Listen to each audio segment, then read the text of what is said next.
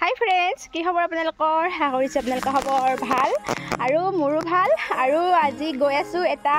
নিমন্ত্ৰণ ৰক্ষা কৰিবৰ কাৰণে গাইস দেউতাৰ লগত আহিছো দেউতা আগত গৈছে উপায় নাই গাইস মানুহ ভাগ হৈ গল মানে আমাৰ ইয়াত যজ্ঞ চলি আছে মহাযজ্ঞ সেপ্তিত প্ৰত্যেক বছৰ হয় মাঘৰ মাহত তো আজি বাইদেউ হাততে গৈছে আহুতি দিব নহলে মই বাইদেউৰ লগতে আহিলো সকলোতে বাইদেউৰ লগতে আহো কিন্তু এতিয়া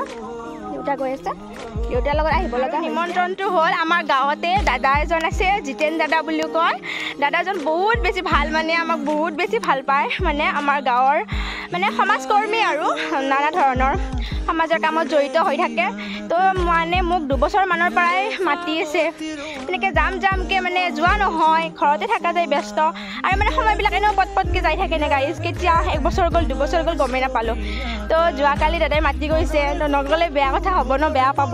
ইমান আশা কৰি মাতিছে এয়া আমি দাদাহঁতৰ ঘৰত আহি পালোঁ আৰু দাদাই ঘৰটো বহুত ধুনীয়াকৈ সজাইছে আৰু মানে ঘৰৰ চাৰিওকাষে বিভিন্ন ধৰণৰ গছ গছনি ৰুইছে আমি কি কৰোঁ যে ঘৰৰ ওচৰত গছ ৰাখিবই নিবিচাৰোঁ কিন্তু দাদাই মানে উদাহৰণ হিচাপে বুজাই দিছে যে ঘৰৰ ওচৰতো গছ ৰাখিব পাৰি কিন্তু কেনেকুৱা গছ ৰাখিব পাৰি জানেনে গাইজ সৰু সৰু যাতে বেছি ডাঙৰ নহয় গছবিলাক একো আপোনালোকৰ ঘৰটোক অপকাৰ নকৰে তেনেকুৱা গছবিলাক তো দেখি ভাল লাগিল আৰু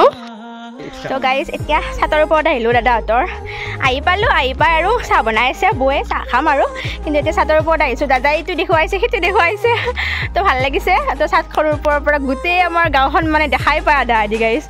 দেখুৱাই আছোঁ ৰ'বচোন এইফালে ৰাস্তা আমি যিফালেৰে আহিলোঁ আৰু এইবিলাক স্কুল গাইজ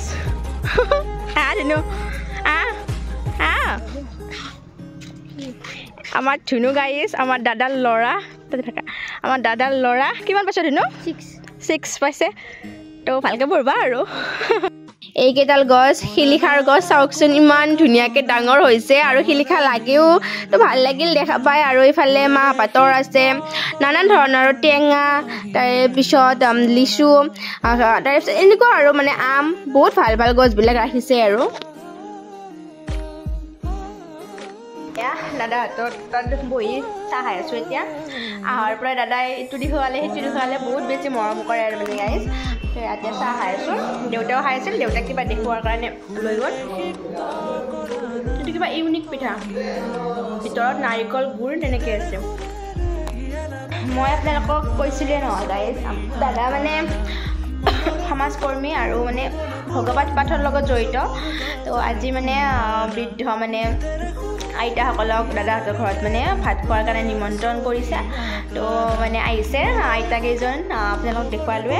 আৰু তাত ভাত চাত খুৱাব ধুনীয়াকৈ আৰু এয়া গোটেই কেইজনী আইতাই আহি গ'ল এতিয়া আমি ভাত দিয়া ষ্টাৰ্ট কৰিছোঁ আৰু ময়ো ভিডিঅ' কৰি আছোঁ আপোনালোক দেখুৱাৰ কাৰণে আৰু এটা ভাল কাম ন এনেকৈ মানে বৃদ্ধ আইতা মানে আইতাই হওক বা ককাই হওক তেনেকৈ শুশ্ৰূষা কৰিব পাৰিলে বহুত বেছি এটা ভাল কথা তো দাদাই এটা বহুত বেছি ভাল কাম কৰিছে তো আমি মানে অনুপ্ৰেৰণা ল'ব লাগে আৰু দাদাৰ পৰাই লাষ্টত আমিও খালোঁ ভাত আৰু আজিলৈ গাইজ বাই বাই